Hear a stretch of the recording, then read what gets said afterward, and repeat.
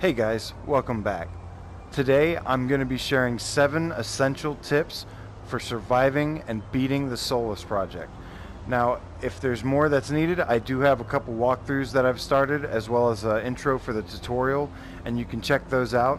There's also an extended discussion if you want to hear more from PSVR Without Parole that I'll link in the description, so check that out as well. And without further ado, let's go ahead and get started. Number 7. The forward vector. The forward vector in the Solus Project is essentially your waypoint. Whenever you have your next mission, but that's not anything to do with exploring, pay attention to where this forward vector is, because that's going to tell you the next area you need to find in order to progress the story. Number 6. Saving. To save in this game, there's going to be 2 different ways. Number 1, if you find a nice sheltered spot, you can come here and set for the amount of time you want to sleep and go ahead and just set and start sleeping.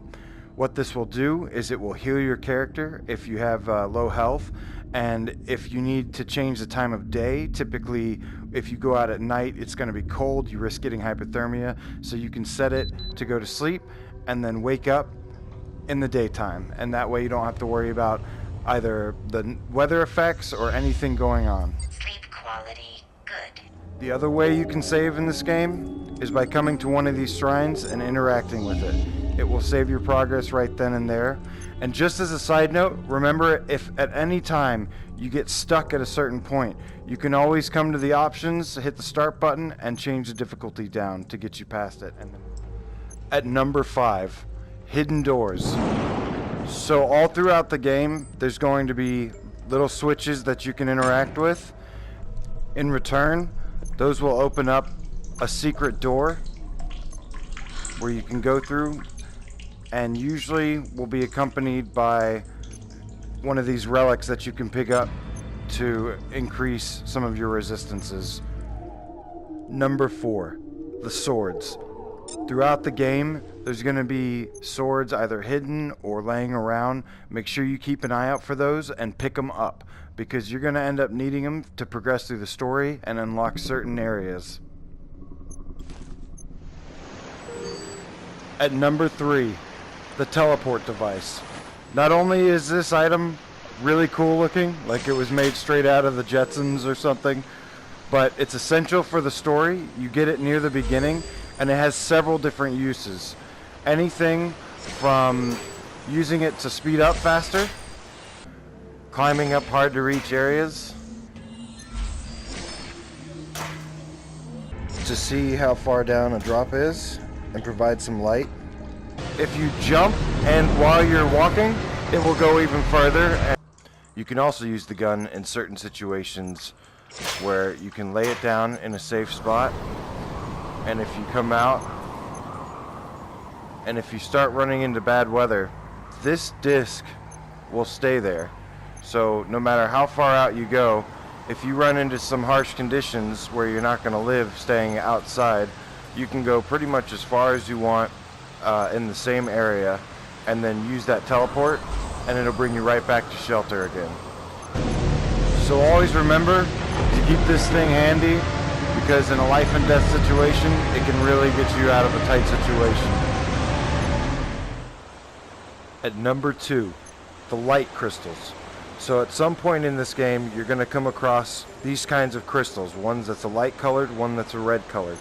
It's really important that you grab and take at least one of each with you and try to hold on to them, because at some point in the game you're going to come across a little spherical device, and if you insert one of these crystals into them, you'll be able to create a cold source and a heat source.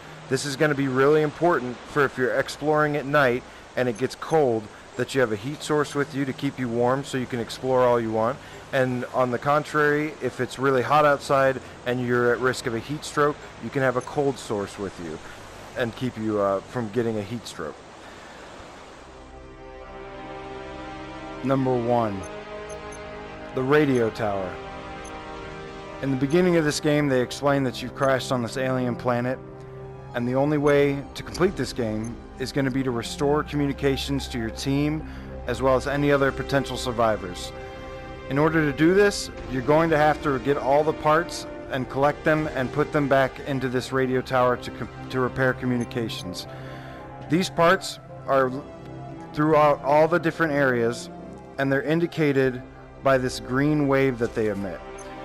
When you get to the other areas, make sure you keep an eye out for these parts, because if you don't grab them while you're out, you're going to have to go back and retrieve them in order to beat the game.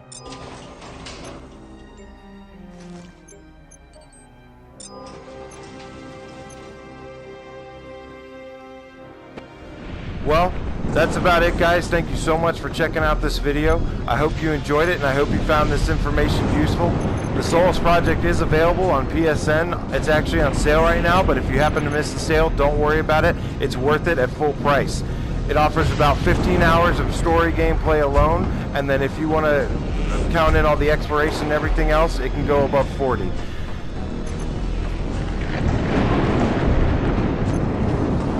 If you're a fan of sci-fi, adventure, survival, and exploration, then you need to check out this game as soon as possible. Thanks so much, guys. Have a great rest of the day.